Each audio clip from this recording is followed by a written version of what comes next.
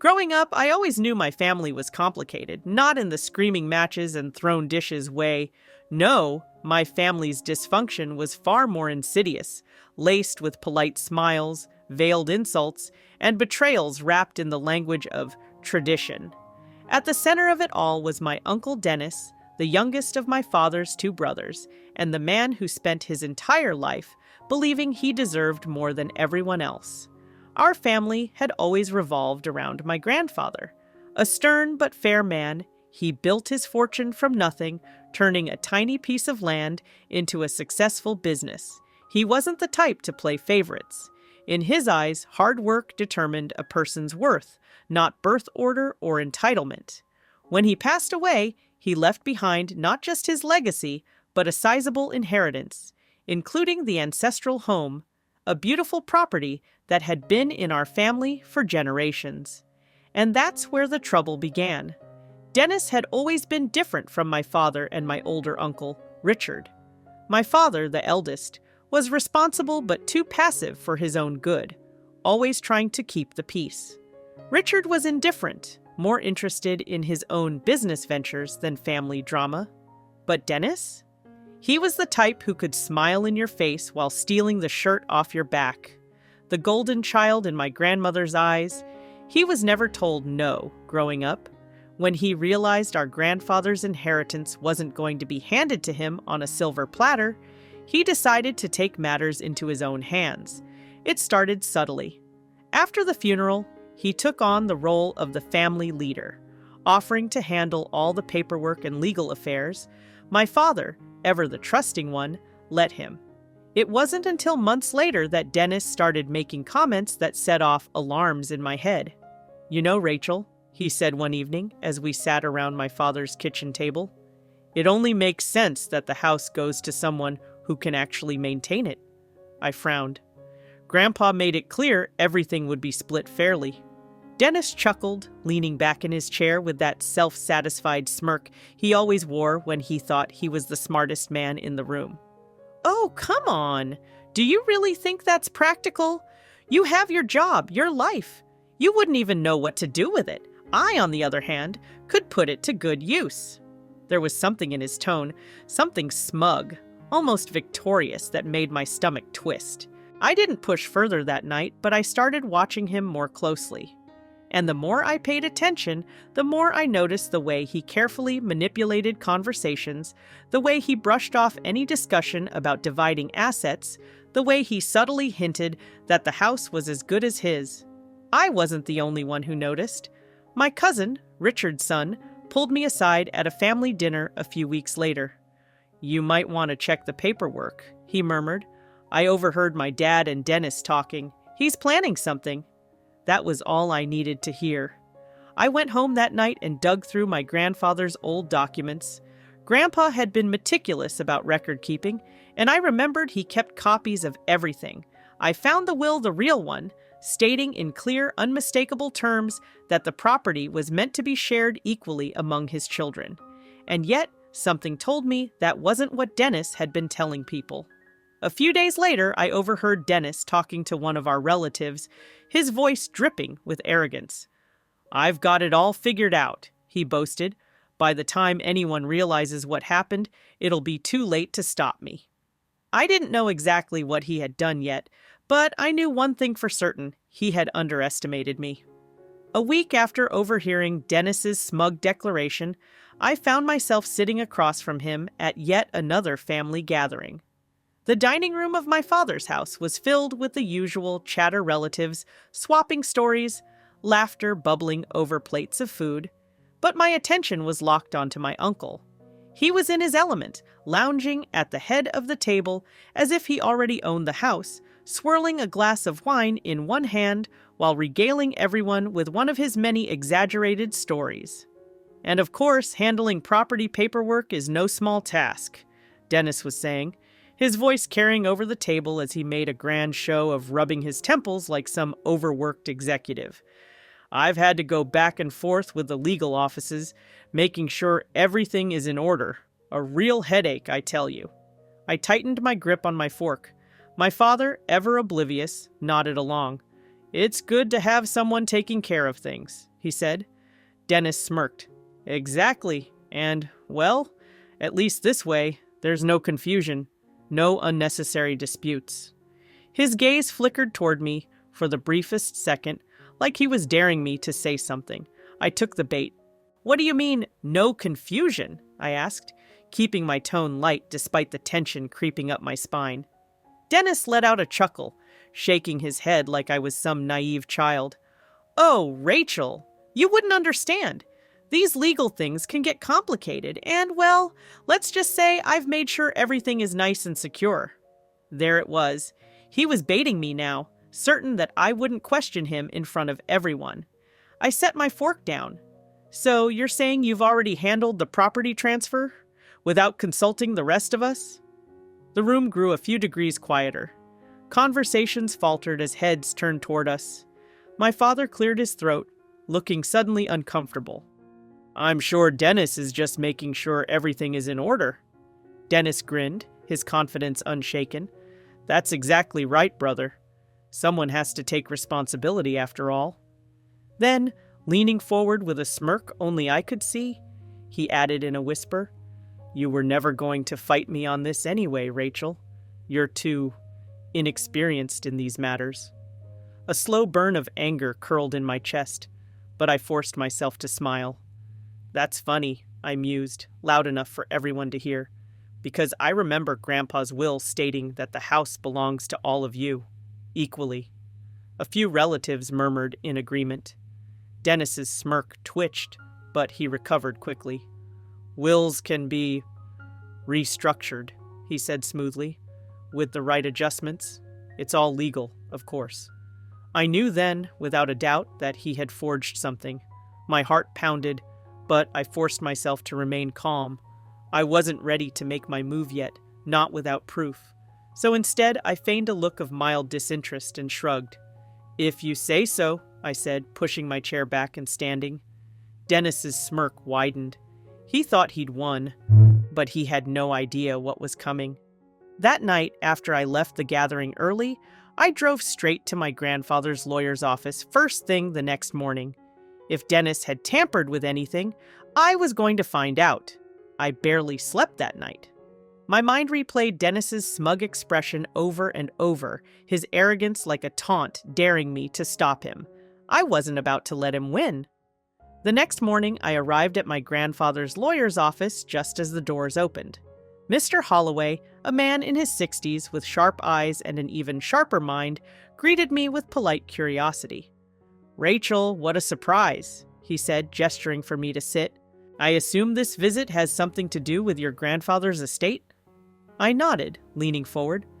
I need to see the original deed for the family house. I think something's off. Mr. Holloway's expression darkened slightly, but he didn't ask unnecessary questions. Instead, he opened a file drawer and pulled out a thick folder, placing it on the desk between us. This is the official record. Your grandfather was always clear about wanting the property split equally between his children. He flipped to the relevant page, and there it was, in black and white. My father, Richard, and Dennis were all listed as equal owners. My stomach twisted. That meant Dennis hadn't inherited the house outright. He was lying. Can I get a certified copy of this? I asked. Mr. Holloway nodded. Of course, but Rachel, why the sudden urgency? I hesitated before deciding to be honest. Because Dennis is telling everyone he already has sole ownership, and I think he forged something to make it look official. Mr. Holloway exhaled sharply, closing the file. I wouldn't put it past him. You should check the county records office. If he submitted any fraudulent paperwork, that's where it'll show up. I thanked him, grabbed the certified copy, and headed straight for the records office. It didn't take long to find what I was looking for. The clerk, a young man who barely looked out of college, pulled up the most recent filing on the property and printed it out. My heart pounded as I scanned the document. Dennis had, in fact, submitted a new deed one that conveniently removed my father and Richard's names, leaving only his. My hands clenched into fists. The signatures at the bottom were supposed to be my father's and Richard's, agreeing to relinquish their shares. But the moment I saw them, I knew something was wrong. I'd seen my father's signature countless times on school permission slips, checks, birthday cards. The one on this document looked close but not quite right. Too careful. Too forced. Dennis had forged it. I took a deep breath, forcing myself to stay calm. The good news? The fraud was blatant. The bad news? Exposing it without causing a full-blown family war would be tricky. I needed more proof. I spent the next few days quietly gathering evidence. I had Mr. Holloway verify that the will had never been changed.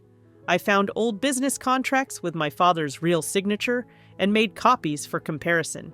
I even asked my father subtly if he had ever signed anything giving up his share of the house.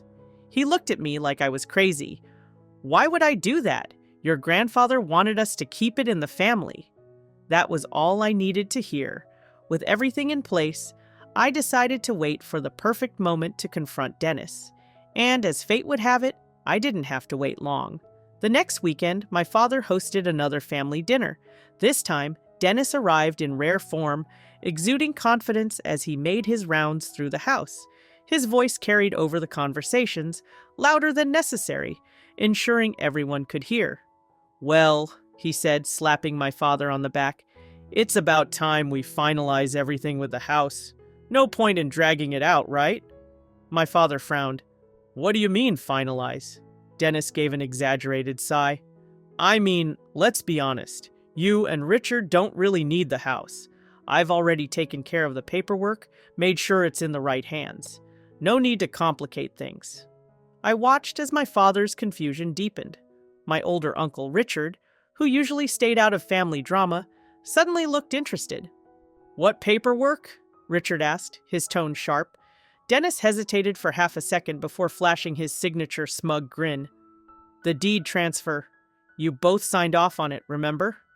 Silence fell over the room. My father's expression turned to stone. "Dennis," he said slowly, "I never signed anything." And that was my cue. I stood up, pulling a neatly folded stack of papers from my bag. "Funny thing, Uncle Dennis," I said, letting my voice carry through the room. "I checked the county records, and according to these documents, you forged my father's and Richard's signatures." A collective gasp rippled through the family. Dennis's face drained of color. "What the hell are you talking about?" he snapped, his voice just a little too loud, a little too defensive. I stepped forward, unfolding the certified deed from my grandfather's records and holding it up for everyone to see. "This," I said, "is the real deed, the one Grandpa actually left behind." Then I held up the forged document. "And this is what you submitted." I turned to my father and Richard, showing them the signatures. "Do either of you remember signing this?" Richard shook his head immediately. My father barely even glanced at the document before scoffing. "That's not my signature." The room erupted into chaos. Relatives whispered furiously. My aunt covered her mouth in shock. My cousin muttered, "Holy shit!" Dennis scrambled to regain control. "This is ridiculous," he barked, trying to snatch the papers from my hands. "You don't know what you're talking about." I pulled back before he could touch them. "I know exactly what I'm talking about," I said, my voice dangerously calm. "And so will the authorities once I report this fraud." That shut him up. Dennis visibly paled, his bravado crumbling. "Wait," he said quickly, his tone shifting to something almost pleading. "Rachel, come on. There's no need to drag this out. Maybe we can work something out." I crossed my arms. "You mean, now that you've been caught, you want to negotiate?" He opened his mouth, but no words came out. He knew he had lost. My father, usually the peacekeeper, finally spoke up. His voice was cold. "Dennis, I trusted you to handle things fairly, but you tried to cheat your own family?" Richard shook his head in disgust. "Unbelievable." Dennis looked around the room, seeing only disapproving stares. His confidence, his smirk, his usual bravado gone. For the first time in his life, he had no excuses, and I wasn't about to let him off easy. Dennis's confidence shattered like glass. The entire room had turned against him, and he knew it. He opened his mouth, then shut it again, scrambling to think of a way out. But there was no escape this time. He started, his voice wavering. This is a misunderstanding. I let out a sharp laugh. Oh, really? Because I had a handwriting expert compare these signatures. I pulled out another paper, the final blow. And guess what? They confirmed what we already know. This is a forgery. Murmurs erupted across the room. My father and Richard exchanged looks of disgust. My aunt scooted away from Dennis as if fraud were contagious. Dennis, my father said, his voice eerily calm. Did you really think you could get away with this? Dennis straightened, desperately trying to salvage what little pride he had left. I was just trying to simplify things, he argued. You two never even cared about the house. I've been the one handling everything. Richard cut him off. Handling things? You mean lying, forging documents, and trying to steal from your own family? Dennis turned to my father, his eyes pleading. Come on, you don't even want the property, right? I mean, what would you even do with it? Sell it? Let it rot? My father's expression didn't change. That's not the point, Dennis. Oh, come on, Dennis scoffed. You're seriously going to throw away our relationship over this? Family is supposed to stick together. I couldn't help but laugh. The sheer audacity of it. Family? I repeated. You mean the same family you just tried to cheat? His jaw clenched. You're making a big deal out of nothing. I folded my arms, tilting my head. If it's nothing, why are you sweating? The room went dead silent. I could practically hear Dennis's pulse pounding. Then Richard, who had remained mostly quiet up until now, leaned forward. Dennis, you know forgery is a crime, right? That's when the real panic set in. Dennis's face drained of all color. You wouldn't, he blurted, turning back to me. Rachel, come on, you wouldn't actually. I took my time before answering. I wanted him to feel the weight of what he'd done, to understand that his actions had consequences. That depends, I said finally. If you fix this mess, return the deed to its rightful state, and admit to everyone here what you did, I might consider not taking this to the authorities. Dennis's hands trembled at his sides. You have one chance, I said coolly. Take it or risk a fraud investigation. His eyes darted around the room, looking for an ally, but he found none. Even his own wife was staring at him in horror. My cousin, who had given me the heads up about Dennis's scheming in the first place, was shaking his head. Dennis swallowed hard. Fine, he muttered. What was that? I said, arching a brow. He gritted his teeth, his pride cracking under the weight of his failure. Fine, he said louder, his voice bitter. I forged the documents. Gasps rippled through the room. My father exhaled sharply, as if the last shred of trust he had in his brother had just vanished. And? I prompted. Dennis's eyes burned with humiliation. And I'll fix it. Fix what exactly? I pushed. He looked at the floor. I'll rescind the fraudulent deed and reinstate the original ownership. I leaned back, satisfied. Good. I expect it done by the end of the week, and you'll provide proof. Dennis's fists clenched, but he nodded. He had no other option. Richard sighed, rubbing his temples. I can't believe you, Dennis. Of all the low things you've done, this might be the worst. Dennis flinched, his face twisted in frustration, but he had lost. He knew it. I should call the police anyway, I mused, just to watch him squirm a little more. No! Look! His voice cracked. Please, Rachel! I made a mistake! I stared at him for a long moment, letting him stew in his disgrace. Then I shrugged. That depends on whether you actually follow through. If I find out you try to pull anything else... I let the unspoken threat hang in the air. Dennis looked like he wanted to punch a wall, but he nodded stiffly. I get it. Good. I turned to my father and Richard. We'll have a lawyer oversee the corrections to make sure there are no more misunderstandings. They both nodded. My father still looked hurt, but there was a new resolve in his eyes. For once, he wasn't going to let Dennis walk all over him. Dennis slumped into a chair, looking utterly defeated. "I hope you're happy," he muttered. I gave him a sweet smile. "Oh, I am." Dennis never fully recovered from that night. He followed through, of course, he had no choice. Within a week, the fraudulent deed had been revoked, and the house was officially back in my father and Richard's names, just as my grandfather had intended. We made sure a lawyer handled everything, leaving no room for Dennis to pull any more tricks. But the damage was already done. The family never looked at him the same way again. Before, he had always been the charismatic one, the smooth talker who could manipulate his way out of anything. But now they saw him for what he really was, a liar, a cheat, and a man who had no problem stealing from his own blood. At the next family gathering, the atmosphere was thick with tension. People still greeted Dennis, but their smiles were stiff, their conversation short. Even his usual allies' relatives who used to sing his praises kept their distance.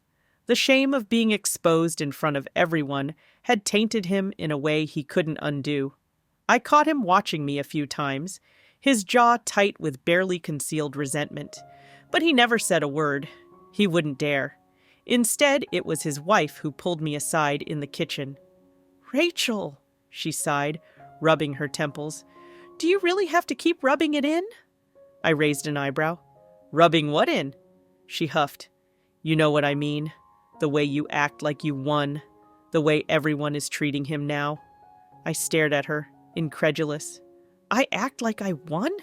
He tried to steal from us. From his own family. And you want me to feel bad for him?" She bit her lip, clearly torn. "He's struggling. People are avoiding him. He's lost a lot over this."